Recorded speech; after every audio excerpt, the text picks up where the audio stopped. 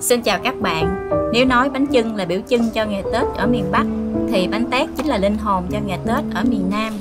Bánh chưng hay bánh tét biệt không thể vắng mặt trong các ngày Tết để dâng lên cúng tổ tiên ông bà như một truyền thống tốt đẹp của người Việt Nam. Sáng mình ngâm nếp với đậu cho sớm để đến trưa gói cho kịp. Nhà mình có bánh tét bằng cách xào nếp nên mình chỉ ngâm khoảng 3 đến 4 tiếng là được. Khi ngâm nếp mình cho thêm một ít muối vào để nếp mau mềm hơn. Trong thời gian đợi ngâm nếp mình đi ra vườn đốn lá chuối. Hôm nay nắng gắt nên mình phơi chừng 2 đến 3 tiếng là lá héo vừa. Thịt heo mình dùng thịt ba chỉ đặc. Mình chọn hơi mỡ một xíu cho nhân bánh mềm và béo. Mình lóc bỏ da heo đi. Mình cắt thịt thành miếng bản lớn, dày hơn ngón tay.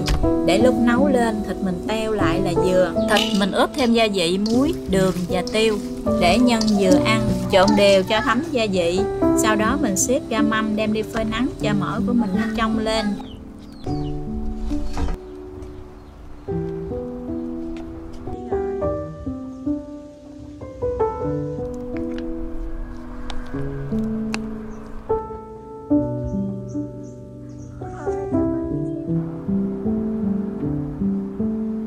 Lá chuối phơi nắng cho héo lại, mình mang vô gọt lấy lá. Nhớ giữ lại cọng chuối để xẻ dây buộc bánh nha.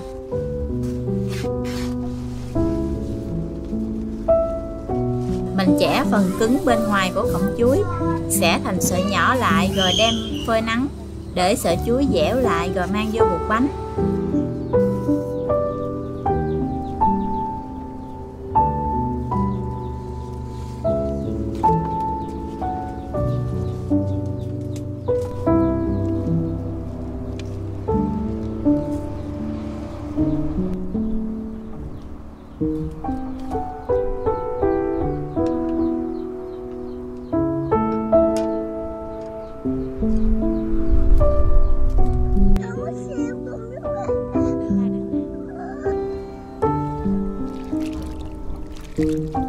Mình vo đậu và nếp cho sạch để ráo nước. Da bánh tét thì không thể thiếu nước cốt dừa. Có nước cốt dừa thì da bánh không bị dính vào lá và béo ngon hơn.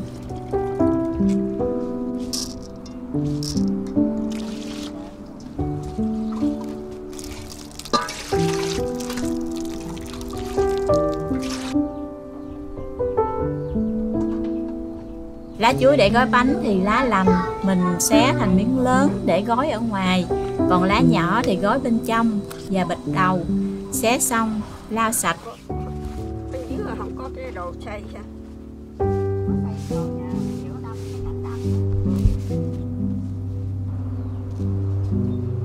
Lột thêm vài trái chuối chín nữa để làm nhân. Chuối chín mềm thì mới ngọt và ngon. Xẻ trái chuối ra làm 2 hay làm 4 gì cũng được. Đậu mình đem đi nấu cho mềm, cho thêm xíu muối và đường vào để nhân bánh vừa ăn nó mới ngon. Mình nấu đến khi đậu rút hết nước, nhừ mềm, nhấc xuống để nguội rồi tán ra cho mịn. Mình dùng lá cẩm để làm màu tím, lá dứa là màu xanh, trái gấc là màu vàng cam. Bây giờ mình mang nếp đi xào. Mình cho nước cốt vào chảo, cho thêm màu lá mình chuẩn bị sẵn vào. Tiếp đến mình cho nếp vào xào, ít đường, xíu muối để da bánh của mình mặn mặn cho ngon hơn. Mình xào đến khi nếp dẻo lại, nước cốt hút hết vào nếp thì nhắc xuống để nguội và mang đi gói bánh.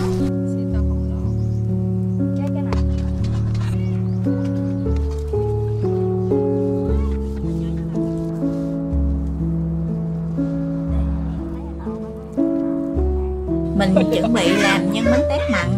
Nhà mình thường gói bánh tét nhân đậu, chuối mỡ và trứng muối. Mình tán đậu thành lớp mỏng, xếp thịt lên, cho thêm chuối, trứng muối vào nữa. Sau đó cuộn tròn nhân lại, để qua một bên. Đến lúc gói bánh rồi đây, mình dùng 3 miếng lá lớn để làm vỏ bánh. 2 miếng lá ở ngoài mình xếp chồng 1/2 lá lên nhau, còn miếng lá thứ 3 mình để ở giữa. Cho nếp lên tán mỏng ra rồi xếp nhân lên cuốn tròn lại. Tùy theo mình làm đòn bánh lớn hay nhỏ mà tán da bánh cho phù hợp. Nếu làm bánh lớn thì tán da lớn rồi xếp nhân lên, nếu đòn nhỏ thì ngược lại. Dùng 2 miếng lá nhỏ để bịt đầu đòn bánh, buộc giống dọc đòn bánh, sau đó buộc từng nấc từ đầu đòn bánh đến giáp hết đòn bánh là xong đòn bánh tét. Nếu mà gói quen thì cũng không có gì gọi là phức tạp. Những người mới học gói bánh thì phụ trách buộc dây, những người gói quen thì sẽ phụ trách gói bánh, giống bánh thành đòn rồi đưa cho người buộc dây. Ở nhà mình gói bánh thường tụ họp lại mấy người gói với nhau nên rất vui, làm cũng mau hơn. Bánh tét được gói bằng lá chuối với nguyên liệu chính là nếp.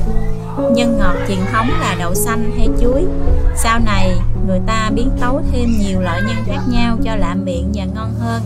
Nhân đậu mỡ, chuối mỡ hay nhân chuối đậu mỡ, gọi là bánh tét nhân mặn.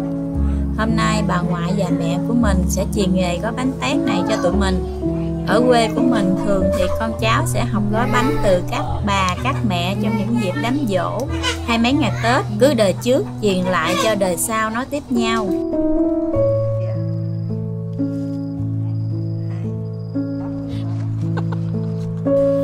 Bánh gói xong cũng vừa tối luôn. Mình sẽ luộc bánh qua đêm. Bánh chính là vừa cúng mùng 3. Mình bắt nồi nước lên, xếp lá chuối ở dưới đáy, rồi xếp bánh vào nấu.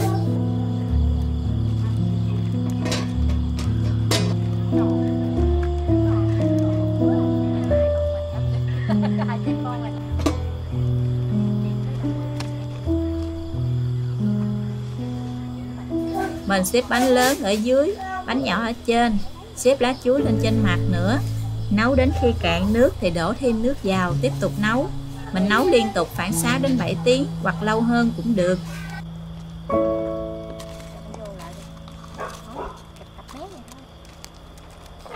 Sẵn lửa than, mình nướng thêm vài củ khoai cùng vài cái bánh tráng dừa, cả nhà ngồi ăn chơi cùng canh bánh.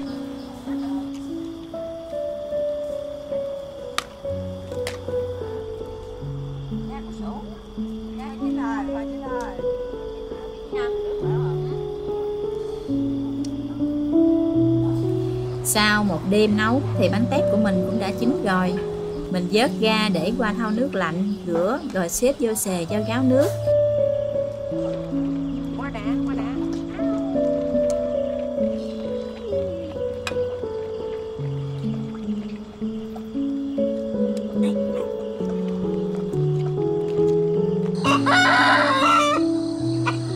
Mình treo bánh lên để ăn dần.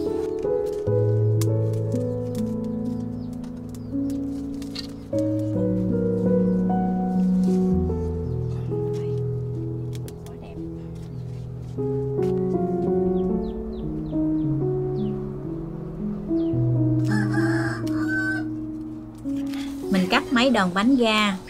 Mình gói bánh tét ngũ sắc để cúng mấy ngày Tết cho đẹp.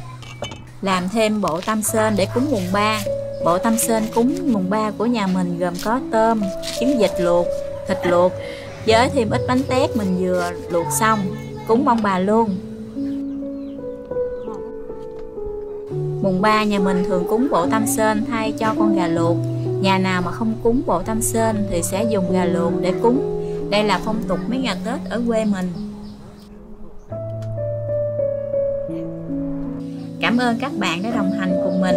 Năm mới chúc các bạn cùng gia đình nhiều sức khỏe, nhiều niềm vui và an lạc trong cuộc sống.